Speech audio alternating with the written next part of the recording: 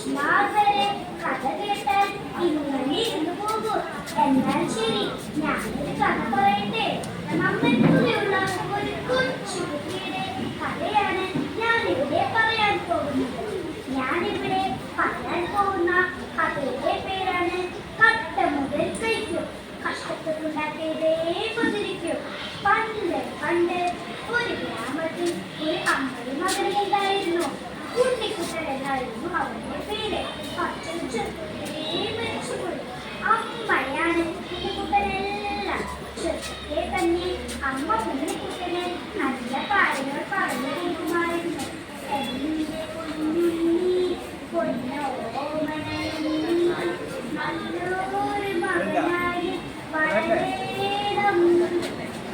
കള്ളമില്ലാത്തൊരു ചതിയുമില്ലാത്തൊരു പൊന്നോമനയായി വളരണം. അതെ, കള്ളവും ചതിയുമില്ലാത്ത ഒരു കുട്ടിയായിരിക്കണം തന്റെ മകനെന്ന് ആ അമ്മ ആഗ്രഹിച്ചിരുന്നു.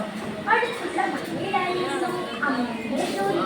അവിടെ നിന്ന് കിട്ടുന്ന പണമുണ്ടായിരുന്നു അവർ ജീവിച്ചിരുന്നത്. സ്കൂൾ വിട്ടു വന്നാൽ ഉണ്ണിക്കുട്ടനും അമ്മയെ സഹായിക്കാൻ ഒപ്പം കൂടും. കൂട്ടുകാരെ, നിങ്ങളും നിങ്ങളുടെ അമ്മയെ സഹായിക്കാറില്ലേ? അങ്ങനെയിരിക്കെ പതിവുപോലെ ഉണ്ണിക്കുട്ടൻ സ്കൂളിലേക്ക് പോവുകയായിരുന്നു. പെട്ടെന്ന് അമ്മയുടെ മനസ്സിലൊരു മോഹം. നല്ല മധുരമുള്ള പായസം കുടിക്കണം. ഉണ്ണിക്കുട്ടൻ വീട്ടിൽ വന്ന് അമ്മയുടെ കാര്യം പറഞ്ഞു.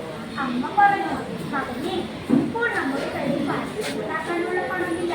പണം കിട്ടുമ്പോൾ അമ്മ പായസം ഉണ്ടാക്കി തരാം. ഉണ്ണിക്കുട്ടൻ തലയാക്കി. എങ്കിലും ഉണ്ണിക്കുട്ടന്റെ മനസ്സിൽ നിന്നും പായസം മാറിയില്ല.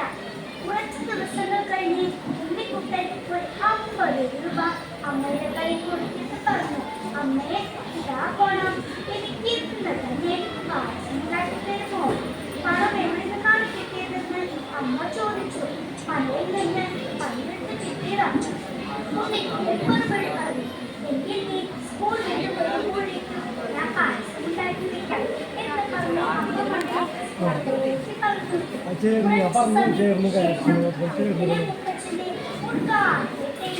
50 രൂപയ്ക്ക് തിരിച്ചു തുടങ്ങി. ഇത് കണ്ടപ്പോൾ തിരിച്ചറിഞ്ഞു തന്റെ മകനാണ് ആ പണം മോഷ്ടിച്ചിരുന്നത്. അമ്മ കണ്ണീരോടെ മകന് വേണ്ടി പായസം ഉണ്ടാക്കി. എന്നാൽ അതിലൊരു ധാന്യത്തിന്റെ കുഴി അയച്ചു ചേർക്കാൻ അമ്മ മറന്നില്ല.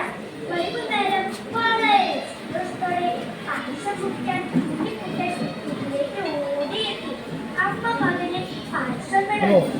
ആദ്യം വായിൽ വെച്ചപ്പോൾ തന്നെ ഉണ്ണിക്കുട്ടൻ അമ്മയോട് ചോദിച്ചു, എന്താ അമ്മേ പായസത്തിന്റെ ഇത്ര കയ്പ്?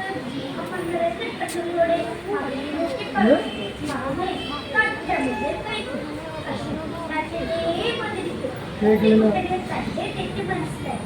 തന്റെ തെറ്റിന് അമ്മയോട് മാപ്പ് ചോദിച്ചു. അങ്ങനെ ആ അമ്മ കള്ളവും ചതിയുമില്ലാത്ത നല്ലൊരു മകനെ നോക്കൂ കൂട്ടുകാരെ, ഉണ്ണിക്കുട്ടൻ വലിയൊരു തെറ്റല്ലേ ചെയ്തത്? നമ്മളാണ് ഇതുപോലെ ചെയ്തില്ലെങ്കിൽ നമ്മുടെ മാതാപിതാക്കൾക്കും അധ്യാപകർക്കും എന്തൊരു വിഷമമായിരിക്കും അല്ലേ? മോഷണം എന്ന് പറഞ്ഞാൽ